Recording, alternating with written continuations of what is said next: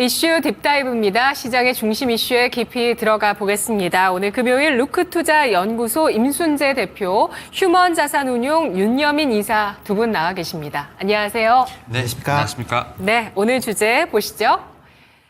반도체 여전히 낙폭과대인가, 이제는 경계할 때인가? 네, 급락 이후에 침체에 대한 우려감으로 급락했을 때 사실 좀 많이 내려갔던 반도체가 회복세를 보였습니다. 네, 이 가운데서 이제는 여전히 낙폭과대로 인식을 하면서 투자를 할 수 있는 것인지, 아니면 반등을 어느 정도 했기 때문에 경계할 때인지 의견 확인해 보도록 하겠습니다. 먼저 임순재 대표님 어떻게 보실까요? 네, 반도체주는 아직까지는 좀 낙폭이 좀 과다하다라는 측면이 좀 있다라고 생각을 하고 있습니다. 가장 큰 이유는 반도체 관련된 종목들, 특히 삼성전자나 SK하이닉스 같은 경우에 낙폭이 이뤄지기 전 수준까지 아직 회복을 못한 상황입니다. 아직도 좀 그거에 비한 마이너스다라고 보시면 될 것 같고요. 그런 관점에서 본다라고 하게 되면 최근에 반도체 관련된 종목들이 조금 반등을 하는 모습이지만 아직까지도 반등 여력은 더 남아 있다라고 보여집니다. 특히 이제 AI 관련된 이제 우려감이 시장에서 좀 확대가 됐던 측면이 분명히 있습니다. 빅테크 관련된 기업들의 이제 투자 성과에 대한 그런 이제 우려감으로 향후에 AI 투자가 줄지 않겠느냐라는 그런 이제 우려감이 있는데요. 그렇지만 빅테크 관련된 기업들은 AI에 지금 투자하지 않는다라고 하게 되면 향후 5년, 10년 내에는 회사의 존폐가 걸릴 만큼 지금 AI 투자에 대한 부분을 중요시 여기고 있습니다. 그렇기 때문에 지금 수익성이 안 나온다라고 해도 AI에 대한 투자는 확대될 것이다라고 얘기를 하고 있고요. 대표적으로 구글 창업자인 레리 페이지 같은 경우는 향후 2, 3년 내에 빅테크들이 지금 AI에 관련된 투자를 3천억 달러 이상 할 것이다라고 그렇게 예상을 하고 있습니다. 그러니까 그런 상황이다라고 보면 AI에 대한 그런 투자에 대한 우려는 지금 하기에는 조금 너무 성급한 거 아니냐. 일단 시장 자체가 인재 형성이 되고 있기 때문에 그런 부분은 일단은 생각 안 하셔도 좋을 걸로 보여지고요. 이런 AI 투자가 계속 이루어진다라고 하게 되면 국내의 HBM D램을 만들고 있는 SK하이닉스나 삼성전자 모두 실적 측면에서 보면 향후에도 긍정적인 흐름세가 이어질 가능성은 충분히 있다라고 보여지고요. 이와 더불어 이제 레거시 반도체인 이제 D램과 그다음에 랜드 프레시에 대한 최근에 이제 수요가 계속 좀 확대되고 있는 그런 상황이고요. 이에 따라서 가격도 지금 조금씩 상승을 하고 있습니다. 최근 현물 가격은 비슷한 수준을 유지하고 있지만 고정거래 가격 자체는 계속 지금 분기마다 15에서 20%씩 올라가고 있는 그런 상황인 걸 감안한다라고 하게 되면 반도체 관련된 기업들의 실적은 하반기에도 계속 좋을 걸로 보여지고요. 이런 업황 개선세가 내년까지 이어진다라는 전망이 많기 때문에 내년도까지는 반도체 관련된 종목들은 계속 관심을 가지셔도 되지 않을까라는 생각을 해보고 있습니다. 네, 다가오는 엔비디아 실적 발표 때는 어떤 걸 체크해야 될까요? 일단 엔비디아 실적은 지금 계속 발표될 때마다 시장 어닝 이제 서프라이즈를 기록을 할 만큼 좋은 모습세가 이어져 오는 상황이고요. 아마 이번에도 시장에서는 이런 이제 시장 예측치보다 더 좋은 그런 실적들을 기대하고 있는 게 사실입니다. 대표적으로 지금 시장 컨센서스를 본다라고 하게 되면 매출 같은 경우는 286억 달러가 지금 예상이 되고 있고요. 주당 EPS는 이제 64센트가 예상이 되고 있습니다. 최근 이제 빅테크들의 시설 투자가 계속 확대가 된다. 그다음에 TSMC의 7월달 매출 확대라는 그런 측면에서 본다라고 하면 엔비디아의 실적 성장세가 좀 확대될 것이다라는 기대감은 계속 남아져 있고요. 시장 예측치를 크게 상회하는 그런 이제 실적을 발표한다라고 하게 되면 반도체 관련된 종목들의 상승세는 좀 이어질 가능성은 충분히 있다라고 보여집니다. 다만 이제 실적이 부진하다라고 하거나 아니면 시장 예측 수준의 실적을 낸다라고 하게 되면 단기적인 조정은 이제 불가피하지 않을까라는 생각은 해보고 있지만 그래도 다시 하반기 이후에 실적을 감안한다라고 하게 되면 아마 주가가 단기 조정으로 끝나지 않을까. 그렇게 따지면 국내 반도체 업체들 같은 경우도 엔비디아의 실적에 따라서 움직일 가능성은 있긴 하겠지만 만약 조정이 있다라고 해도 단기적인 수준에서 그칠 가능성은 좀 크다라고 생각을 하고 있습니다. 네, 반도체 여전히 낙폭과대 차원에 있는 주식들이다라는 판단 해주신 대표님 말씀 들어봤고요. 윤여민 이사님은 어떤 판단을 하실까요? 네, 일단은 이 낙폭과대 섹터들이 상당히 많죠.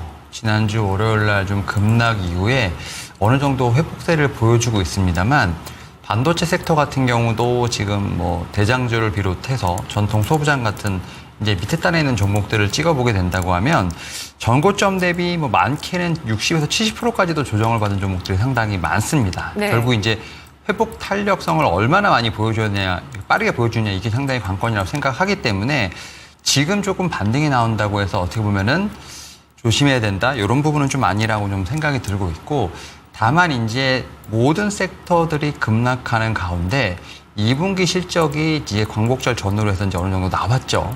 근데 어닝 서프라이즈 나온 종목들 특히 이제 이런 섹터들을 체크해 봤을 때 반도체 소부장이 그래도 선전을 했다는 케이스가 좀 많이 평가가 좀 나오고 있습니다. 특히 이제 신재생 에너지와 반도체 소부장 같은 경우가 어닝 서프라이즈 상당히 좀 많았습니다. 뭐 화장품 같은 경우는 약간 종목별로 좀 상이한 부분이 있었고요. 그에 비해서 또 뭐 2차 전지라든지 또 이제 엔터테인먼트 같은 경우는 좀 미스가 좀 많았는데 결국 그러한 측면에서 보게 된다고 하면 우리는 이제 과대 낙폭이란 키워드 여기에 더해서 호실적을 발표했기 때문에 주가가 되게 싸졌다라는 어떤 그런 부분을 좀 체크해 볼 필요가 있지 않을까 생각을 하고 있고 다만 반도체에 대해서 제가 볼 때는 분명히 이제 종목별로 혹은 뭐 테마별로 좀 분명히 가림이 좀 있어야 되지 않을까 생각합니다. 뭐 예를 들어서 AI 반도체 같은 경우 특히 HBM을 중심으로 한 종목들 같은 경우는 상반기 시세가 좀 상당히 많이 나왔었습니다만 전통 소부장 관련된 종목들 같은 경우는 그 시세를 전혀 타지 못했다라고 좀 생각이 듭니다. 다만 떨어질 땐 같이 떨어진 거죠. 그런 측면에서 봤을 때 HBM 특히 이제 뭐 AI 반도체로 좀 대변되는 뭐 SK하이닉스라든지 뭐 한미 반도체, 이스페타시스 같은 종목들 같은 경우는 오히려 저는 시세를 한번 내고 다시 좀 떨어졌기 때문에 기술적인 반등에 대한 부분은 충분히 있지 않을까라는 생각은 하고 있습니다만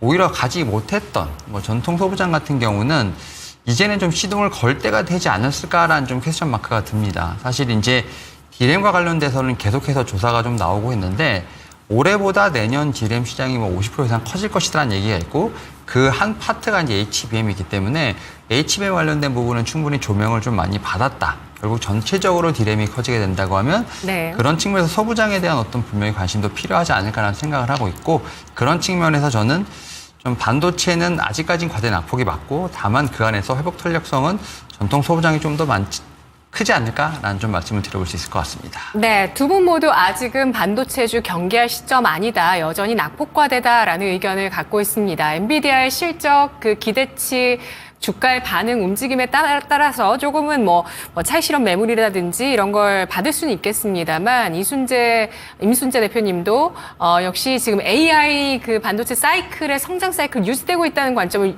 주목을 해주셨고 그리고 또 윤여민 이사는 이제는 이 시점을 기점으로 해서 레거시 쪽에 대한 관심이 좀 더 커질 것이다라는 의견을 주셨는데요. 임순재 대표님 관심주 어떤 종목 보실까요? 네, 관심주 뭐 여전히 삼성전자 관심 있게 좀 보셔야 되지 않을까 싶고요. 그 외에 이제 그 삼성전자 밸류 체인에 있는 관련된 기업들은 여전히 좀 관심 있게 보시면 좋을 것 같습니다. 뭐 대표적으로 KC텍이나 뭐 이노테크닉스 여전히 관심 있게 보시면 좋을 것 같고요. 최근에 이제 DDR 판매가 이제 호조를 보이면서 테크윈 같은 경우도 여전히 좀 관심 있게 보시면 좋을 것 같습니다. 예, 네 가지로 꼽아주셨고요. 윤여민 이사님은 관심주 어떤 쪽이실까요? 저는 이제 반도체 소부장 쪽에서 봤을 때 좀 실적이 나오. 하지만 주가가 좀 많이 레벨 다운된 저는 이제 주성 엔지니어링 한번 좀 말씀을 좀 들어볼 수 있을 것 같은데 이분기 호실적을 좀 발표했고 또 이제 하반기에 제가 볼 때는 뭐 SK하이닉스를 비롯해서 여전히 좀 주문에 대한 부분이 기대할 수 있지 않을까 생각합니다. 여기에 대해서 뭐 주성 엔지니어링 같은 경우는 반도체 쪽이긴 합니다만 또 뭐 유리기판 관련된 쪽 여기에 플러스 지금 뭐 태양광 관련돼서 포트폴리오가 다변화되고 있는 상황이기 때문에 생각보다는 전통 소부장 쪽에서 봤을 때 주가는 좀 어느 정도 선방했다라고 생각이 듭니다. 정고점 대비해서 그래도 한 30, 40%, 60, 70% 간 종목도 있으니까 그런 측면에서 저는 회복 탄력성이 좀 강하지 않을까라는 생각하면서 탑픽으로 주성 엔지니어링 말씀드려볼 수 있을 것 같습니다. 네, 알겠습니다. 두 분의 탑픽 종목이 정말 다르고 다양하게 나오고 있어서요. 종목별로 여러분들께서도 잘 체크를 하면서 대응하실 필요가 있겠다는 생각이 듭니다. 반도체주에 대한 시각 들어봤고요. 다음 주제 보시죠. 버핏 애플 팔고 화장품 샀다. 워런 버핏의 버크셔 해서웨이 2분기 포트폴리오가 좀 확 바뀌었다 이런 평가들이 나오고 있습니다. F를 크게 줄였고요. 또 의외의 종목을 샀다라고 하면서 울타뷰티에 대한 얘기들이 많습니다. 임순애 대표님 어떤 의견이실까요? 네, 뭐 지금 미국의 이제 SPC 규정에 이제 13F라는 이제 조항 때문에 생긴 조항인데요. 네. 뭐 주요 펀드들이 이제 2분기 분기 말이 끝나면 45일 내에 이제 공개하도록 하는 이제 그런 규정이 있는데요. 그거에 따라서 이제 여러 그 미국의 이제 대형 그 기관 투자자나 아니면 패밀리 오피스 해치 펀드들의 지금 그 매매 패턴이 이제 나오고 있습니다. 그 중에서 이제 워렌 버핏의 이제 버크셔 해서웨이 같은 경우에 뭐 조금 전에 말씀하셨듯이 애플을 이제 어느 정도 이제 매각을 하고요. 그 다음에 지금 뭐 울타뷰티나 그 다음에 헤이코라는 이제 항공 부품 관련 종목들을 이제 신규 매수했다라는 게 시장에서 좀 관심을 받고 있는 그런 상황이다라고 보시면 될 것 같습니다. 울타뷰티는 이제 미국 최대 뷰티 체인이다라고 보시면 될 것 같은데요. 쉽게 해서 뭐 우리나라의 올리브영에다가 이제 거기에 이제 뷰티 사롱을 같이 이제 운영하고 있는 회사다라고 보시면 될 것 같습니다. 네. 미국 전체에 한 1,350개 정도의 이제 매장을 보유하고 있다라고 얘기를 하고 있는데요. 이 올타 뷰티의 이제 지분의 1.45%를 신규로 매수했다라는 게 주목을 받고 있습니다. 특히 이제 버크셔 해서웨이 같은 경우는 기존에 이제 주식을 매수하는 경우가 대부분이 저평가되어 있는 그런 종목들을 이제 매수한다라는 측면에서 보면 이런 이제 화장품 소매 판매 업체를 이제 매수했다라는 거는 향후에도 이런 화장품 판매가 지속적으로 증가할 것이다라는 그런 기대감이 반영된 거 아니냐라는 그런 이제 평가를 해석들이 나오고 있다라고 보시면 될 것 같습니다. 특히 미국 내에서 화장품 판매가 계속 확대가 된다라고 하게 되면 이 화장품 같은 경우 미국 내에서도 생산한 도 있겠지만 해외에서 관련된 브랜드가 들어갈 수도 있고요. 아니면 미국 내 화장품 회사들이 국내 ODM 업체를 통해서 뭐 공급을 할 경우도 많기 때문에 특히 국내 화장품 업체에 ODM 관련된 업체들이 오늘 좀 강한 그런 이제 모습들을 좀 보이고 있다라고 보시면 될 것 같습니다. 특히 이제 국내 화장품 업체들이 2분기 실적을 발표한 이후에 지금 주가가 좀 갈리는 그런 모습을 보이고 있는데 대부분은 이제 차익 매물이 좀 많이 좀 출회된 측면이 분명히 있습니다.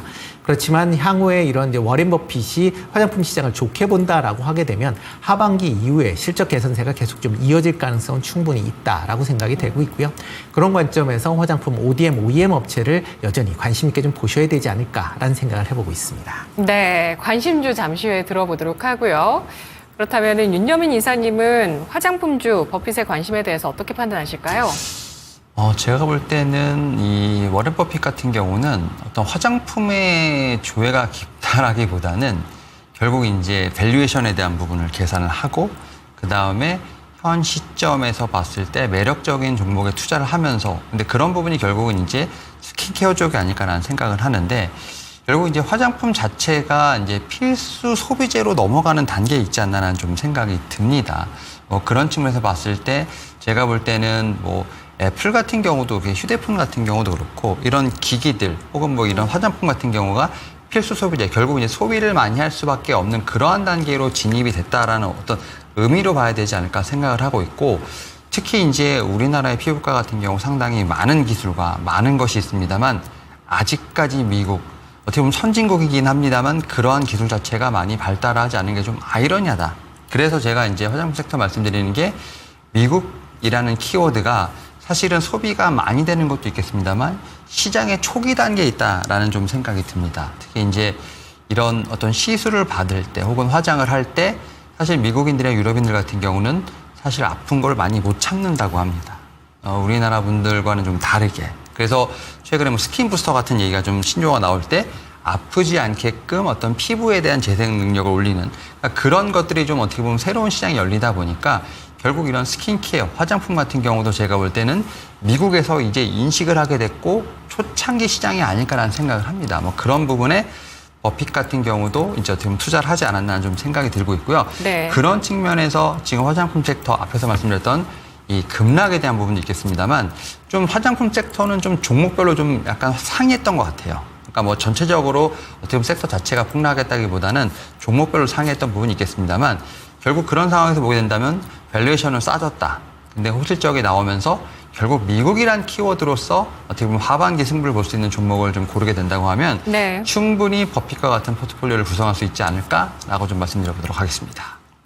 유인사님이 파마리서치 네. 예, 제약바이오주 분석할 때 말씀해 주셨는데 네. 조예가 깊으십니다. 네.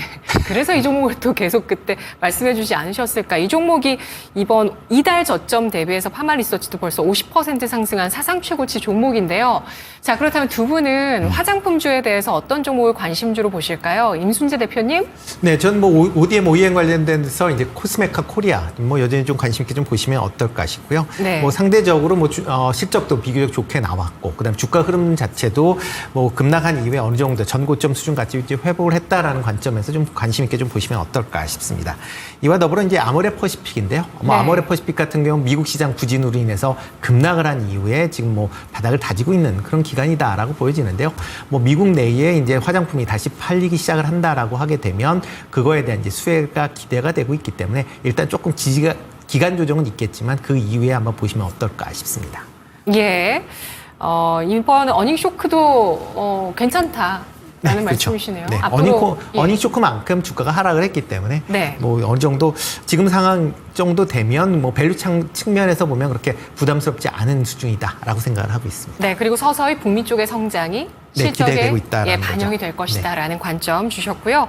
윤여민 이사님 관심주 어떤 종목이실까요? 일단은 뭐 토픽은 여전히 저는 이제 파마 리서치, 전 추가적인 어떤 상승은 분명히 더 있다라고 말씀드릴 수 있을 것 같고, 네. 다만 이제 상당히 좀 주가 레벨이 올라갔기 때문에 신규 매수자 입장에서 보게 된다면 앞에서 말씀드렸던 실적과 미국이라는 키워드로 봤을 때 한국콜마는 지금 앞에서 말씀하셨던 것처럼 이제 ODM 관련된 업체라고 볼 수 있을 것 같고, 특히 이제 뭐 6월부터 미국 쪽에 있는 고객사의 어떤 주문이 밀려들고 있다라고 합니다. 결국 이제 하반기에 턴어라운드 분명히 예상된다라 말씀드릴 수 있을 것 같고, 여기에 대해서 뭐 선진 뷰티 사이언스 같은 경우, 이 회사 같은 경우도 이제 선블락이라고 하는 그런 제품의 어떤 원료를 제조하는 회사이기 때문에 선블락 지금 상당히 미국에서도 인기가 많은 제품이라고 말씀드릴 수 있을 것 같습니다. 뭐 선진 뷰티 사이언스 같은 경우는 매출의 85% 이상이 지금 이제 해외 수출인 거고, 그 가운데서 이제 미국의 어떤 키워드를 갖고 있는 상황이기 때문에 실적이 좋거나 혹은 호실적이 예상되면서 주가가 낙폭된 이런 종목들 가운데 하나가 아닐까 말씀드릴 수 있을 것 같습니다. 네, 알겠습니다. 버핏의 화장품 관련주 울타뷰티의 투자에 따라서 우리 K OEM 그리고 ODM 기업들의 상승세 예상을 하고 계시는데요. 임순재 대표님 코스메카 코리아 그리고 아모레퍼시픽 북미 성장 차츰 실적에 반영된다는 관점 주셨습니다. 윤여민 이사는 계속해서 파마리서치에 대한 관심 이어가면서 한국콜마 선진뷰티 사이언스 관심주로 꼽아줬습니다. 마지막 주제 보시죠. 셀트리온 제약 합병 안 한다. 네, 원래 16일 오늘 그 이사회에서 이 합병에 대해서 결정하기로 했는데 그에 앞서서 설문을 진행했습니다. 소액 주주들은 어떻게 생각하느냐에 대해서 설문을 진행해서 그 결과를 보고 주주들의 이런 의견을 따르겠다라고 회사 측에서 결정을 했습니다. 임순재 대표님 어떻게 보실까요? 네, 뭐 오늘 셀트리온 이사회에서 이제 셀트리온 제약과의 합병을 이제 현 상황에서는 진행하지 않기로 했다라고 이제 결정을 했습니다. 그러니까 현 상황에서 안 한다라는 거지 아예 안 한다라는 건 아니다라고 보시는 게 더 맞지 않을까 싶고요. 향후 상황이 이제 개선이 되면 2, 3년 정도 후에 재추진 가능성 항상 열려 있다라고 보시면 좋을 것 같습니다. 일단 이번에 이제 셀트리온이 이제 합병을 하면서 주주 설문이라는 걸 실시를 했습니다. 일단 셀트리온은 이제 주주가 반대가 더 많았고요. 그다음에 셀트리온 제약 같은 경우는 찬성이 좀 더 많았다라고 보시면 될 것 같고요. 뭐 대주주 같은 경우는 찬반이 결정이 되면 그런 이제 더 많은 쪽에 힘을 실어주겠다라고 얘기를 했던 그런 상황이기 때문에 셀트리온 같은 경우에는 그런 것까지 감안한다라고 하게 되면 전체 주주의 한 70% 정도가 반대를 했다라고 보시면 될 것 같습니다. 이렇게 반대 이유 중에 가장 큰 거는 이제 셀트리온과의 이제 합병 이제 비율에 대한 그런 이제 우려감이 가장 크게 이루어지고 있는 그런 상황입니다. 특히 이번 실적에서도 나왔듯이 셀트리온은 실적이 상당히 좋았음에도 불구하고 셀트리온 제약의 실적 부진으로 인해서 전반적으로 뭐 셀트리온의 실적이 부진했었다라는 것 때문에 일단 합병에 대한 거부감이 좀 커지 않았을까라는 생각을 해보고 있습니다.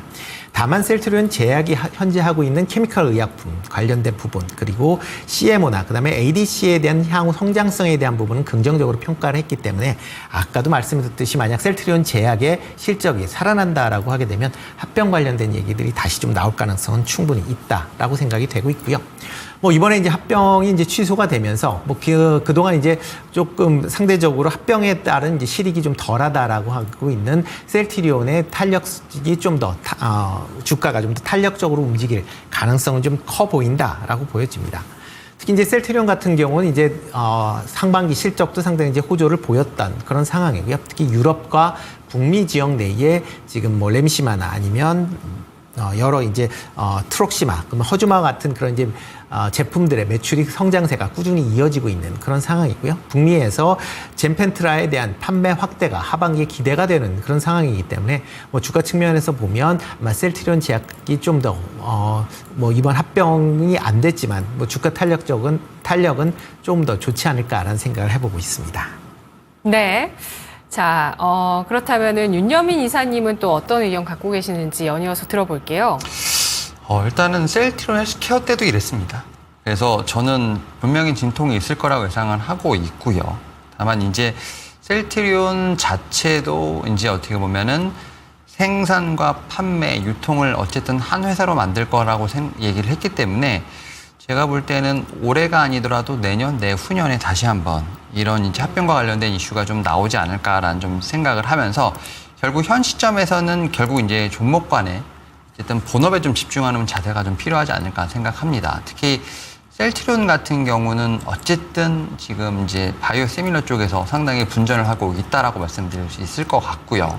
특히 이제 서장진 회장님 같은 경우가 미국에서 상당히 많은 영업을 하고 있죠. 특히 이제 이 진펜트라와 관련돼서 지금 하반기에 얼마큼 처방이 될 수 있는지 그에 따라서 얼마나 좀 매출이 올라가는지에 대한 부분이 상당히 관건이 아닐까 생각을 합니다. 특히 이제 셀트리온 같은 경우 올해 봤을 때 지금 매출 3조가 넘어가는 3조 6천억까지도 지금 매출액이 좀 예상되는 상황이기 때문에 제가 볼 때는 초거대 지금 CMO로서의 어떤 면모가 좀 나오지 않을까라 생각합니다. 결국 이제 합병과 관련된 이슈를 좀 제외하고 결국은 이제 본업단에서의 어떤 집중이 좀 필요하지 않을까라는 좀 생각을 하면서 여전히 좀 셀트리온 제약보다는 셀트리온 자체가 퍼가 좀 낮은 상황이고 숫자가 좀 나오는 상황이기 때문에 이러한 측면에서 어쨌든 합병도 조금씩은 연기되지 않나 생각을 하는데 이와 관련돼서 내년 내후년이 되면 셀트리온과 셀트리온 제약이 어느 정도 궤를 좀 함께 할 수 있는 부분이 있지 않을까 생각합니다. 결국 이제 셀트리온의 주가가 좀 오르면서 결국 이제 퍼에 대한 부분까지도 맞춰질 수 있지 않을까 생각하면서 저는 개인적으로 지금 합병 관련된 부분들은 연기가 됐을 뿐 아예 좀 안 한다라는 의견은 아니라고 좀 생각이 들고 있고 결국 지금 상황에서는 셀트리온과 셀트리온 제약의 실적에 대한 부분들, 주가에 관련된 부분들을 좀 개별적으로 판단하는 어떤 그런 과정이 필요하지 않을까 생각하고 있습니다. 네, 셀트리온 제약 모두 반등을 이어가다가 이런 합병 이슈가 나오면서 주가가 하락세를 보였습니다. 특히 셀트리온 제약은 10만 원에서 7만 원까지 떨어졌었거든요. 그러니까 30% 정도 하락을 보였었는데 이게 합병에 대한 어떤 그 합병 비율이라든지 이런 불확실성을 회피하기 위한 매도 물량이 있었습니다. 그런 부분들 소화하고 나서 일단은 합병하지 않기로 했다라는 쪽에 결론이 나왔습니다만 임순재 대표님은 그렇기 때문에 이 합병 중단으로 인해서 셀트리온 더 좋을 것이다 라고 보셨고 윤여민 이사님은 이번 합병 이슈가 끝난 것은 아니다 라는 의견을 주시면서 역시 셀트리온에 대해서 좀 더 관심 있게 보시는 것 같아요. 관심주 한번 들어보도록 할게요. 임순재 대표님. 네, 전 뭐 셀트리온 관심 있게 좀 보고 있고요. 예. 일단 뭐 하반기 실적도 상당히 이제 개선세 되는 세가 이제 좀 빠르게 나타날 가능성은 있습니다. 특히 뭐 이번 2분기에 이제 셀트리온 이제 헬스케어와의 합병과 관련된 이제 상각 부분이 뭐 그러니까 실적에 이제 반영이 되면서 예상보다 이제 실적이 조금 안 좋게 나왔지만 이런 반영된 부분이 하반기에서는 어떻게 보면 더 실적에 긍정적으로 영향을 미칠 수 있다라고 보여지고요. 그렇다라고 하게 되면 실적 측면에서 하반기 이후에 더 개선세가 뚜렷이 나타날 가능성은 있다라고 생각을 하고 있습니다. 네. 하반기에 실적 개선, 이걸 반영할 주가를 예상하면서 셀트리온 네. 탑픽으로 그렇죠. 꼽아주셨고요. 네. 다른 종목은 없으시고요. 그러니까 뭐 전체적으로 이제 네. CDMO 관련된 시장이 뭐 좋아질 거다라고 지금 예상이 되고 있고요. 예. 그런 측면에서 보면 삼성 바이오로직스 여전히 좀 관심 있게 보셔야 되지 않을까 싶습니다. 뭐 100만 원을 계속 지금 뭐 터치를 하려고 하고 있는데 아마 100만 원대까지는 뭐 충분히 올라갈 수 있지 않을까라는 생각을 해보고 있습니다. 예, 알겠습니다. 자, 윤여민 이사님 관심주 어떤 종목이실까요? 네, 일단은 뭐 셀트리온이나 셀트리온 제약 같은 경우는 지금 제약바이오 섹터의 어떤 금리 인하에 대한 기대감 또 상승 수혜를 거의 못 봤다고 보시면 됩니다. 특히 이제 어떤 내부 이슈로 인해서 그런데 이런 부분이 좀 어느 정도 해소됐기 때문에 셀트리온이 좀 오늘 강하게 좀 반응하면서 결국 이제 대장주로서의 위험을 다시 찾으려는 모습이 있기 때문에 저는 기준은 분명히 셀트리온으로 놓고 봐야 되지 않을까 생각을 하고 있고 다만 저는 이제 그 이전에 좀 어떻게 보면 제약바이오 섹터의 어떤 키워드가 결국 기술 이전 관련된 부분이었기 때문에 뭐 GI 이노베이션이라든지 한올바이오 파마 같은 네. 기술 이전과 관련된 키워드들이 있는 종목들 같은 경우가 다음 타자가 되지 않을까 생각합니다. 뭐 알테오젠이라든지 리가케엠바이오, ABL바이오 같은 경우도 결국 기술 이전과 관련된 부분에서 어쨌든 주목을 받았기 때문에 다음 타자는 뭐 GI 이노베이션, 한올바이오 파마가 되지 않을까 생각하고 있습니다. 네, 그렇다면 마지막으로 셀트리온 제약에 대한 투자 의견 확인하겠습니다. 보유이신지 매도이신지 의견 주시죠. 임 대표님. 셀트리온 제약 같은 경우는 뭐 갖고 계시면 조금 더 보셔야 되지 않을까 싶고요. 만약 매수를 하겠다라고 하게 되면 좀 더 지켜보셨다가 매수하시는 게 좀 더 낫지 않을까라는 생각을 해보고 있습니다. 일단 뭐 내년도에 뭐 실적이 좋아질 것이다라는 기대치는 있지만 기본적으로 2분기에 실적이 상대적으로 좀 부진하게 나왔다라는 것도 이제 감안을 하셔야 될 걸로 보여지고요. 그렇기 때문에 지금 상황에서는 조금 더 관망하시는 그런 자세가 필요하지 않을까 싶습니다. 네, 윤 이사님. 네, 저는 뭐 셀트리온 제약 같은 경우는 보유하고 계신다면 그냥 충분히 가져가시는 게 좋지 않을까 생각합니다. 사실 뭐 셀트리온 그룹 중에서 그래도 뭐 두 종목밖에 있진 않습니다만 그래도 변동성이나 주가의 어떤 제가 탄력성은 셀트리온 제약이 더 낫다라고 좀 보기 때문에 결국 제약회 섹터가 움직일 때 셀트리온 제약각이 소외될 이유는 전혀 없다. 뭐 그런 측면에서 셀트리온 같은 경우는 이번에 이슈가 좀 해결됐기 때문에 오히려 탄력적으로 올라올 수 있는 거는 그래도 셀트리온 제약이 아닐까 생각하면서 보유하신 분들 같은 경우는 그래도 좀 제가 볼 때는 전고점을 다시 좀 회복한다는 것 자체 지금까지 말씀드릴 수는 없겠습니다만 그래도 하락 전에 어떤 가격인 10만 원대까지는 기술적 반등 충분히 가능하지 않을까 생각하고 있습니다. 네, 알겠습니다. 셀트리온 이슈를 통해서 하반기 셀트리온의 실적, 성장 가능성, 그리고 또 CDMO 시장의 성장과 신약 모멘텀 제약 바이오주 안에서 계속 이어질 것이라는 점 확인을 해봤습니다. 셀트리온 제약에 대해서도 관망 내지는 보유 그리고 또 주가 회복력까지도 전망하는 의견이 있었으니까요. 참고해서 대응하시면 좋겠습니다. 분석 고맙습니다. 네, 감사합니다. 네, 이슈 딥다이브였습니다. 이제 금요일 오후장을 내다보는 거인의 시선 알아보시죠. 토마토 투자클럽 김영일 전문가입니다.